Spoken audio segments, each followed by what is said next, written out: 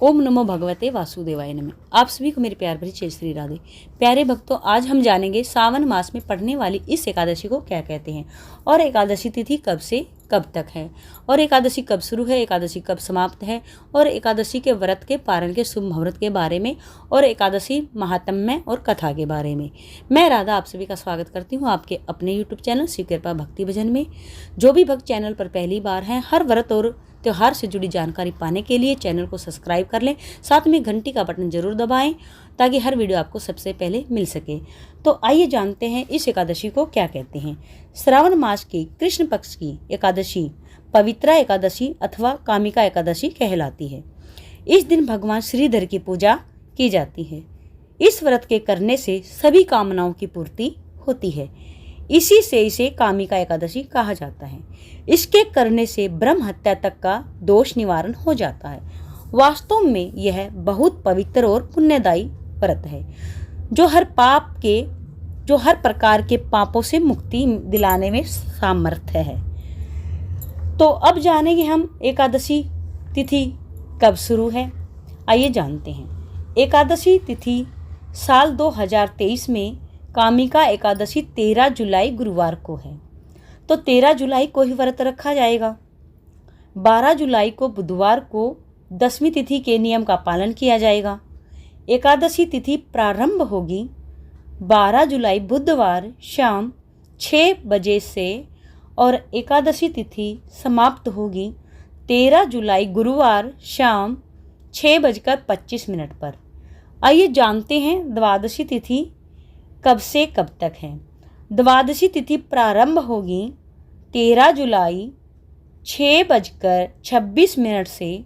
द्वादशी तिथि समाप्त होगी 14 जुलाई शुक्रवार शाम 7:17 पर। द्वादशी तिथि हरिवासर का समय 13 जुलाई रात 12 बजे तक समाप्त हो जाएगा। ध्यान रखें, कभी भी हरिवासर के समय में व्रत नहीं खोला जाता है। यहाँ रात 12 बजे ही समाप्त हो जाएगा हरिवासर का समय। 14 जुलाई द्वादशी तिथि का सूर्य उदय का समय होगा सुबह 5:53 पर और सूर्यास्त का समय होगा 7:11 पर।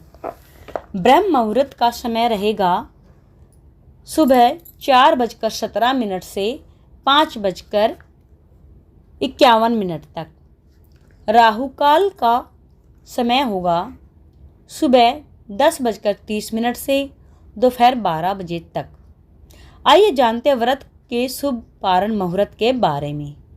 व्रत के पारण का शुभ मुहूर्त होगा 14 जुलाई 2023 शुक्रवार सुबह 5:54 से 9:45 तक शुभ मुहूर्त है। इसी शुभ मुहूर्त में व्रत खोलें। ध्यान रखें, व्रत खोलने से पहले दान करना जरूरी है, तभी आपके व्रत का आपको फल प्राप्त होगा। और इसी व्रत को खोलने से पहले दान अगर नहीं किया जाता है तो आपको आपके दान का फल नहीं मिलता है। तो आइए जानते हैं एकादशी के महात्म्य के बारे में और कथा के बारे में। धर्मराज युधिष्ठिर ने कहा, हे माधव, आषाढ़ शुक्ल पक्ष देवशयनी एकादशी तथा चातुर्मास व्रत महात्म्य मैंने भली प्रकार सुना और समझा। अब कृपा करके श्रावण मास के कृष्ण पक्ष की एकादशी के बारे में बतलाइए। श्री कृष्ण भगवान कहने लगे, युधिष्ठिर, इस एकादशी की कथा को एक समय ब्रह्मा जी ने नारद से कहा था, वही मैं तुमसे कहता हूँ। नारद जी ने ब्रह्मा जी से पूछा था कि हे पितामह, श्रावण मास के कृष्ण पक्ष की एकादशी का क्या नाम है, क्या विधि है और उसका महात्म्य क्या है, यह जानने की मेरी बड़ी इच्छा है। कृपा पूर्वक कुछ बताइए। भगवान श्री कृष्ण ने कहा, हे राजन, ब्रह्मा जी ने नारद जी को जो कुछ बतलाया वह मैं तुमको कहता हूँ। ब्रह्मा जी ने कहा था, हे देवर्षि नारद, लोक कल्याण की भावना से तुमने बहुत ही अच्छा प्रश्न किया है। अब मैं जो पावन कथा आपसे कहता हूँ उसे सचेत होकर सुने। श्रावण मास के कृष्ण पक्ष की इस एकादशी का नाम कामिका एकादशी और दूसरा पवित्रा एकादशी है। इस एकादशी की कथा सुनने मात्र से वाजपेयी यज्ञ का फल प्राप्त होता है। इस दिन शंख चक्र गदा पद्मधारी भगवान विष्णु का पूजन होता है। इनके श्रीधर, हरि, विष्णु, माधव, मधुसूदन आदि अनेक नाम हैं। इनकी पूजा का फल सुनो।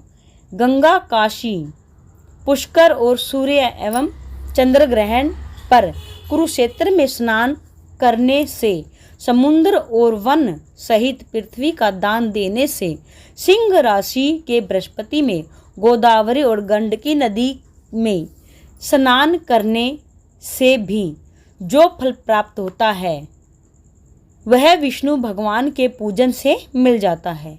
जो मनुष्य श्रावण मास में भगवान का पूजन करते हैं वे देवताओं, गंधर्वों और सूर्य आदि सभी की पूजा कर लेते हैं।